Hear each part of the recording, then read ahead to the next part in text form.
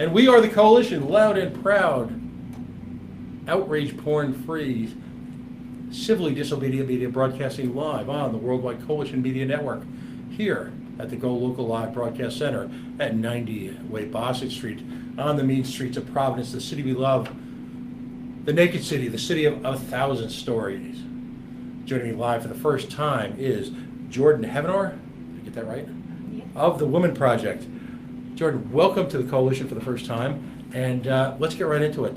Tell us about the origins of your project, what you folks do, and then we'll talk about some current legislation. Yeah, thanks so much for having me. So we started the Women Project back in February, and the story behind it goes a little bit farther than that. In the post-election world, some of us were pretty upset with the results, and Me too. so a couple of people, artists, Mara Trachtenberg and Jocelyn Foy, started a lecture series at the Rhode Gallery, which is located in Wakefield, and the lecture series was just focused on helping to educate people about the various issues that could be impacted by this administration. And so we started doing that, and I started showing up and going, and then we just started doing a little bit more and a little bit more, and Planned Parenthood came, and they talked about how Rhode Island could codify Roe v. Wade, and we thought that seemed like a really good issue to work on that would bring people together. They had data that said 63% of Rhode Islanders supported that, and we wanted to do what we could to help, but we also saw that we could do something different, so we decided to focus on art and activism rather than some of the traditional approaches. Right. Here at the Coalition, we embrace activism.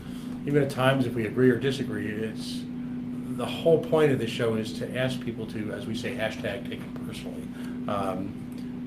In a state like Rhode Island, which despite being a home for a lot of wonderful people, despite being a state that's got astonishing natural resources, despite being a state that is home to some of the finest universities in the world, we continually find ourselves challenged because of a lack of leadership.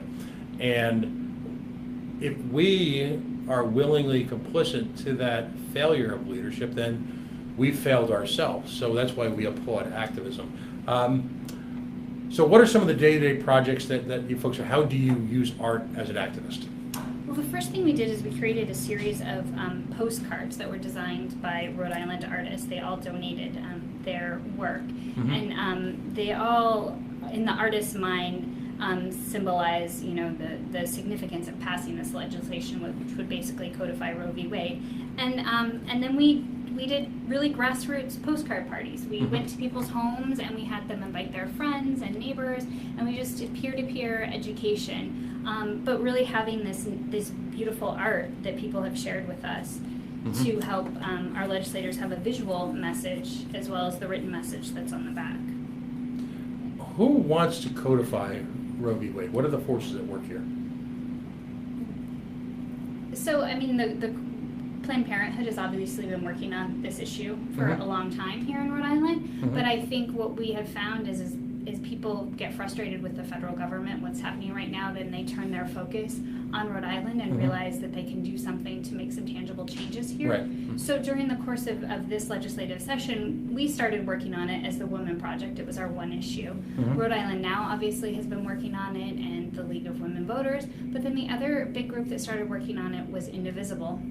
Okay. They polled their members actually to determine what state issues to work on, and this came in the top 3, and so they've also started a grassroots effort to talk to their elected officials about it. Okay. You've got this wonderful banner behind us. Tell us about this. So this is a 53-foot petition. We did an art-in at the State House on May 13th and had it taped to the steps where people could sign it. It has the bill on it, which is just too Tell big. us more about an art-in. That's An art. So we decided to take a traditional rally and think about it as a way to create a message that would live beyond the day, right? If you do a rally, a lot of people show up, but what have they created? They obviously created what would be covered in the media, but they can also create physical elements that we can choose to share in the future. So we created this petition that's 53 feet, and now as the legislature has continued to meet, we've taken it there to display. Almost every day since May 13th. So we have this living document that people are constantly signing in the House and Senate, and they get to see it. as a reminder. And I think that's because there's so many people who can't show up in our state legislature during the time when it's meeting. And this represents all those voices that can't be there who would like to see this legislation passed. I lived and worked in New York City during the height of the AIDS crisis. Not that it's really left us in a large sense, but during the early days when it was clear that some level of political theater, political activism had to create a level of consciousness in the average individual. Most people at that point hadn't been personally affected by HIV.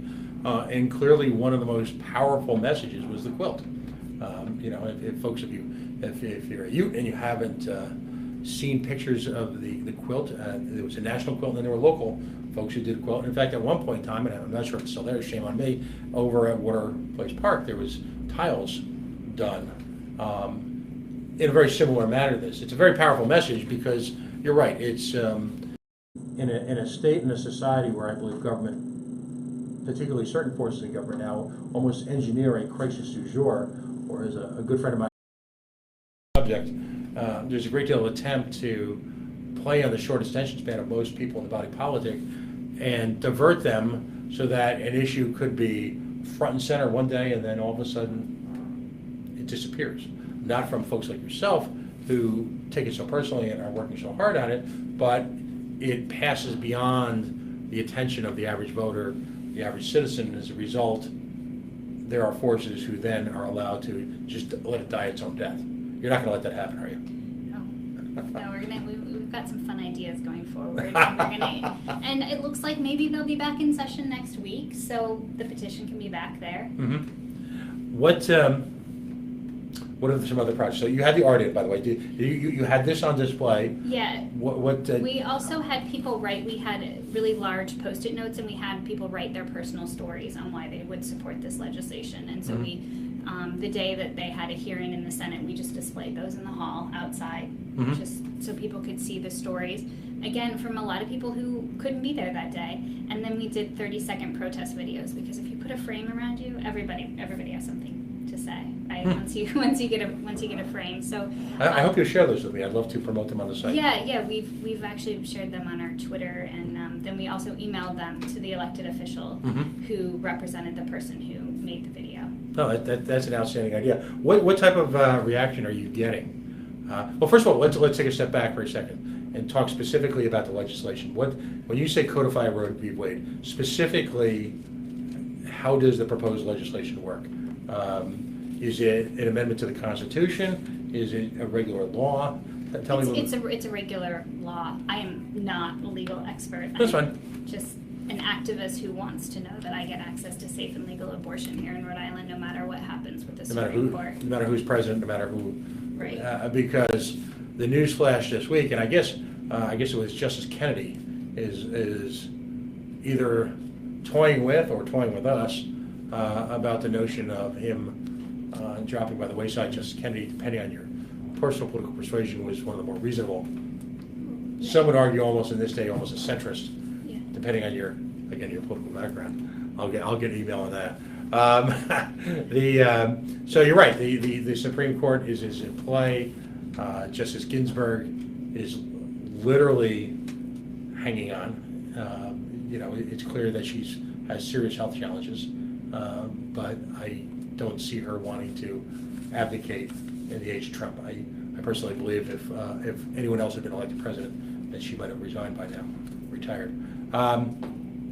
So, all right. So, can you tell me where the legislation stands right now? It got a hearing in both the House and the Senate. There were some concerns. There is a drafted amendment, but there hasn't been a second committee meeting on either the House or Senate to allow the sub-A amendment to come forward. So that's where it sits. It's held for further study.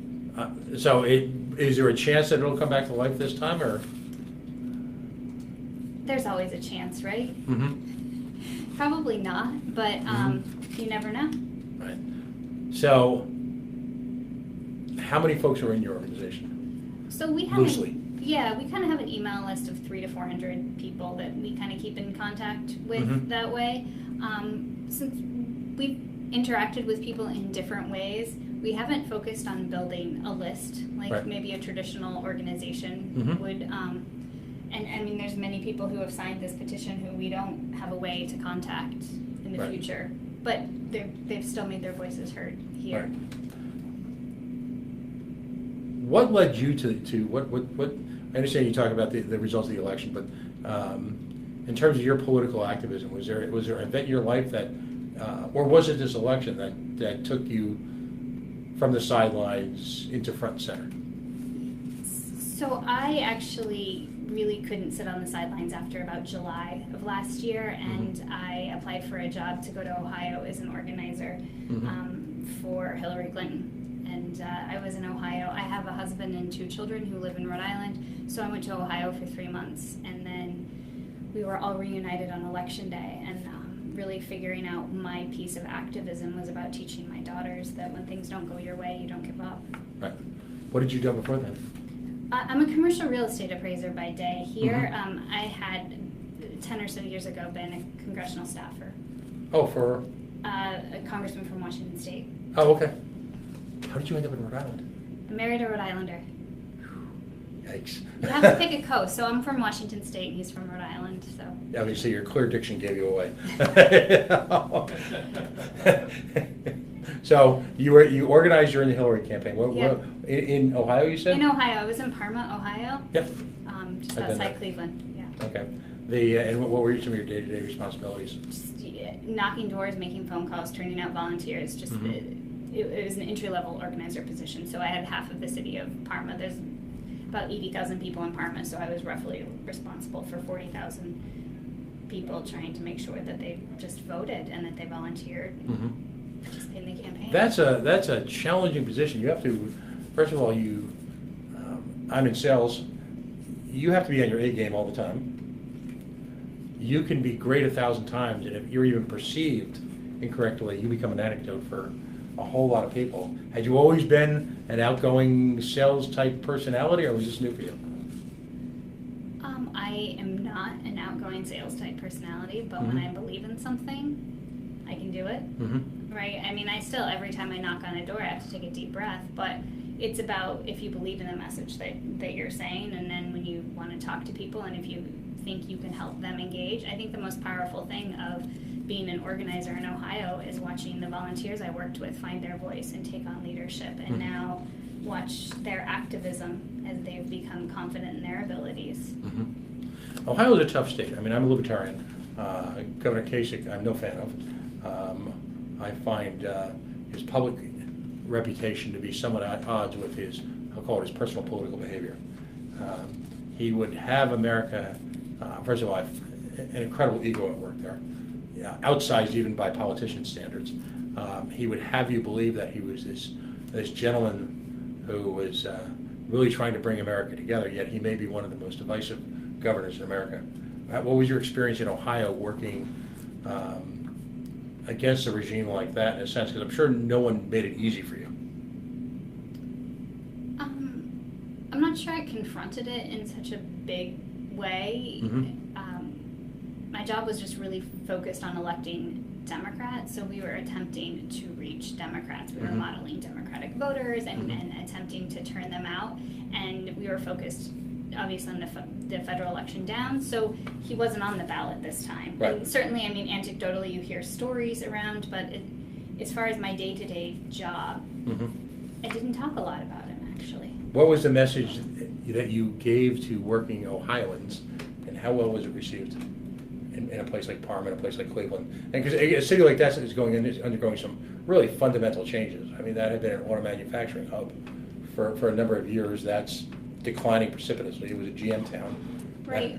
I mean, I talked a lot about my personal story of why I was there. I mean, I don't profess to be someone from Ohio to know everything about what a worker in Ohio is going through, but I did know why I was there. I was very clear.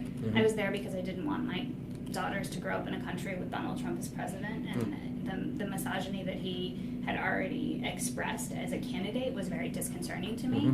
And I was there because I'm self-employed and I am on HealthSource. I purchased through the health plan of Rhode Island, and I know the benefits of the Affordable Health Care Act, which that was certainly a big component of Hillary Clinton's campaign, and making sure that we could make improvements to that. And we're obviously in a very different space, but I think affordable health care was one of the big reasons that I was there, and that's what I just talked to folks about. And how well did you find people receive the message? Like I said, we were going to modeled Democratic voters, and we were attempting to turn out model Democratic voters. So, I mean, occasionally there was pushback, but we were looking to turn out people that we expected. You weren't getting much friendly fire. And no, I mean, yeah, you hear people's stories. I think not a lot of people. Yeah, I don't know. I guess I haven't really thought about that. What tools did you pick up there? Was this your first major campaign? I had worked on a campaign before. I'd never been an organizer though. I think that was different than something I had done before. So the day-to-day nuts and bolts of organizing were different than anything I'd done. Right. What did you pick up from that effort that you're now going to take to Rhode Island to bring? And are you folks actively looking for members, or what's now with the legislation? I'm not going to use the word stalled. I'll just say temporarily on hold. Yeah. What's the next step for your organization? Are there other issues that you're going to incorporate besides this? What challenges are you going to try and tackle now? Yeah, I mean, we thought when we founded the Women Project, we would pick one legislative issue to work on a year, and then hopefully we could get it passed. So that didn't happen this time. So we want to keep working on this issue, and we want to work with other organizations that overlap, or in events that we do where we can highlight other issues together, and that just makes sense. I think this is still going to be a core focus for us, and a big thing we want to focus on is educating people, because a lot of people don't know that we can take this action in Rhode Island. And I think a big part of founding the Women Project is focusing on doing things together here in Rhode Island and not focusing on the federal government right now, so that we can come together. And I think we say celebrate, educate, act, and the idea of creating the art in is that it's fun too when you get together with people, and it hopefully helps fight some of the discouragement that we'll probably certainly face over the coming years. Now, do you have to be an artist to join, or is it No, not at all. I am not an artist. I'm Neither am I. simply an organizer, but I think what's really great is we have two really amazing artists to work with, and they help us create images and things like this petition with ideas to create visual things. And then the two of us who are activist organizers help to find places to use them. To help educate people. You take a 53-foot petition somewhere, people start asking what it is and why it's there, and that creates an opening to help educate people on this issue. Have you gotten buy-in from folks who would be traditionally associated with other political parties, or do they see you as primarily a Democratic Party function, fairly or unfairly? Well, I mean, Rhode Island is technically a very blue state, and we have a significant majority in our House and Senate of Democratic legislators, so we naturally end up in places that are Democrats. Because when we first started creating, where do you go to think you're going to find your support? But yeah, we've been excited just to take the petition out. We were at Bucket's Brewery last week. They said just bring it in, let people sign it. So I think we are going to have some fun thinking about the next petition we do, or expanding on this one, and have some pop-up petition signings and think about different places that you wouldn't traditionally find activism. Right, so a little element of guerrilla marketing involved. Yeah. What, in terms of the Rhode Island political leadership, elected officials appointed, who have been helpful to you? I mean, any particular state legislators that you'd like to reach out to right now and say, hey, these folks have been there for us? Have you gotten a lot of support from elected representatives and senators? Yeah, I think as we've asked for support, we've also attempted to organize outside of the traditional structure. So we did do a lobby day, which was interesting, but it felt really difficult to be in that space in that short period of time, and then the bells go off. It's not really a friendly space. It doesn't seem like, even as much as we have friendly legislators, obviously the two bill sponsors in the House and Senate. And they are? Gail Golden in the Senate and Edie Agello in the House. Okay. They've been helpful, and certainly the four of us who started this live in South Kingstown, and we have State Senator Sue Snosnowski and Representative Teresa Tanzi, and they're also both sponsors of the bill. So we had a good support in our district, which is why I think we wanted to push beyond that. We found a huge concentration of support where we lived, so we wanted to take it to the next step. There are those who argue that a significant portion of the Democratic leadership in the state, particularly in the House of Representatives, are essentially Republicans in disguise. That while they may be Democrats, folks like the Speaker, they have an interesting political perspective. They're zebras. They wear a lot of different stripes depending on the time of day. Have you gotten much support from I'll call it the Democratic hierarchy? Have you found them receptive to your message? Well, we haven't really attempted to crack into the Democratic hierarchy, I guess, in some sense. I could say on an outside notion, Indivisible attempted to get a meeting with the Senate, with the Speaker of the House on this issue, and they were not able to get a meeting. So we did drop him a video of the petition to his Cranston Law Office yesterday. And that was just because Indivisible had asked for the meeting, and just to make sure that the folks here, their message had been taken to him.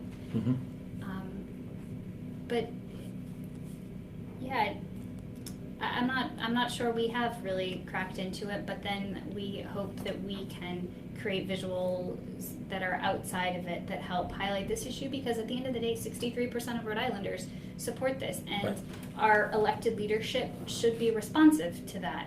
And if we have we just have to keep showing up. Right.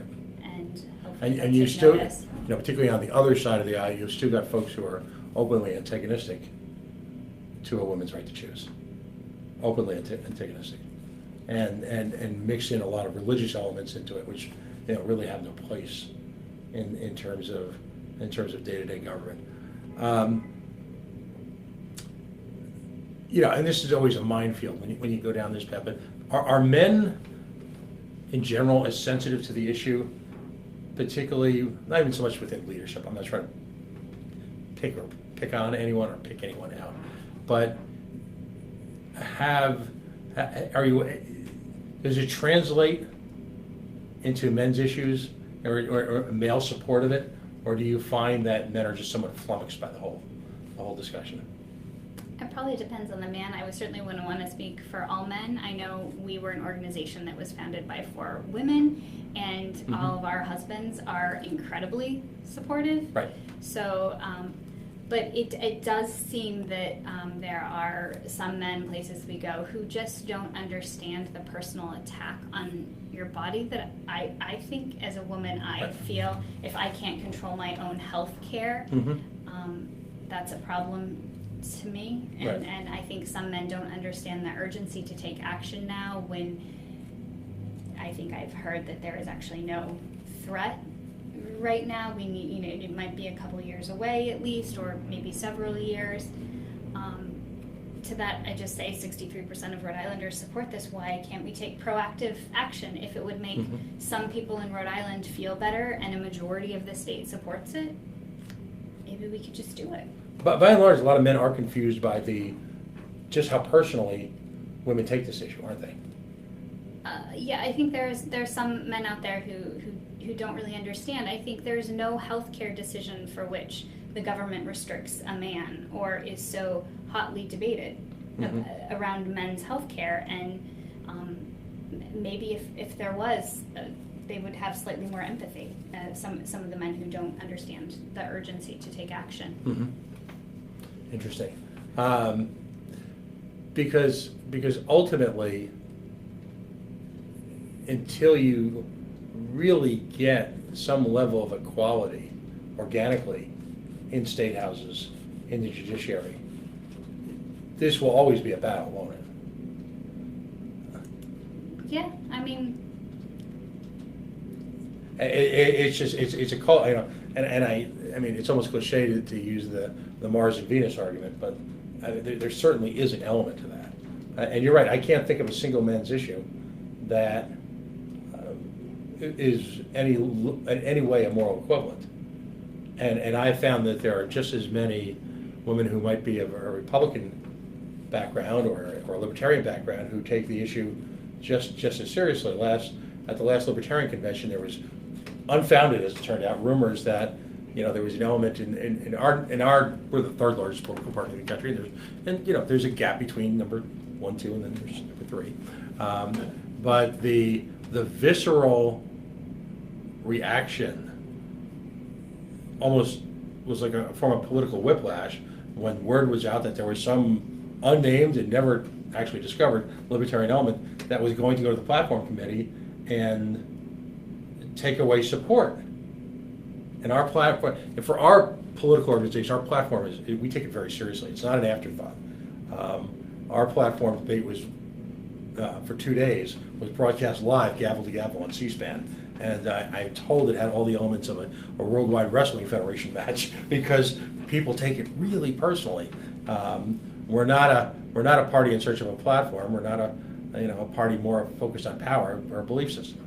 So those issues are a challenge because again of the personal nature of them. What other areas do you think you folks want to tackle? Is there discussion of that publicly yet, or are you going to, now that you've gotten your sea legs, if you will, politically, are there other things that you want to challenge? Perhaps. I think we're going to wait and see what happens with the end of this legislative session and evaluate from there how we can be helpful. We certainly don't want to dilute our message on passing this legislation. I think one thing that is powerful is if you just show up and there's one issue that you want, there's not really anywhere to go. You support it or you don't, and I think that maybe will help us understand where certain legislators that we don't know are on this issue, because we want to keep asking. But I also think we want to think about ways to keep this in the public's eye for the next 6 months. So even when our legislature is not in session, how can we continue to talk about it and make sure it's a topic in Rhode Island? Because we've just found so much support and so much willingness to talk about this issue. And I think even the people we are talking to are surprised. There's just a history of not talking about abortion in Rhode Island, and we've helped bring that out. And I think we want to continue to create spaces to make that happen. Right, and it's an interesting place to do politics because I'm not from Rhode Island either. It's the only place I've ever lived where politicians in their little cards or their little pamphlets openly advertise that they're communicants of this Roman Catholic Church, or they attend that church. In most of this country, politicians don't openly emote about their religious beliefs, and yet here there is, and I've always found great irony. And I'm not going to ask you to comment on this as me, but I find great irony in a state that is so overtly religious to be just so incredibly corrupt. There's a dichotomy there that after 20 plus years of watching politics in this state, that I fail to understand. I do believe that the Catholic Church does have a little bit of a stranglehold still, old school, on the body politic here, and in nowhere was that more evident than in the amount of time it took in the struggles to legalize or to finally achieve marriage equality. I mean, that might almost be sort of a blueprint on what you're going to need to do to get this to work. Have folks in your organization actually thought about opening up a channel to debate folks who might be opposed? And have you found actual organized opposition, or is it somewhat just under the current? Is it unstated but there, or are there people or organizations, say for example like they did in marriage equality, pop up to actively fight you? I mean, certainly when you had a hearing at the State House, Rhode Island Right to Life sends people, and then the diocese sends people. In our day-to-day organizing, we don't come across those people. So we don't have a plan, I guess, to engage in that sense because it hasn't come across in our organizing. We, attempt to just reach out sort of organically and and grow that way, just a person-to-person kind of organizing. So it hasn't really come up as an organization. No, that's interesting. So essentially the first time you saw any stated opposition was at committee hearings. Yeah, well, actually, that we had a couple of protesters. So we did a dinner strike on International Women's Day in Wakefield. We walked 1.3 miles from the Hera Gallery to the Unitarian Universalist congregation, and we got 300 people out to do Wow. this. Yeah, awesome. We walked on the sidewalk and carried signs, and we did get a couple of protesters who came out, but I think the amount of protesters was so small compared to the huge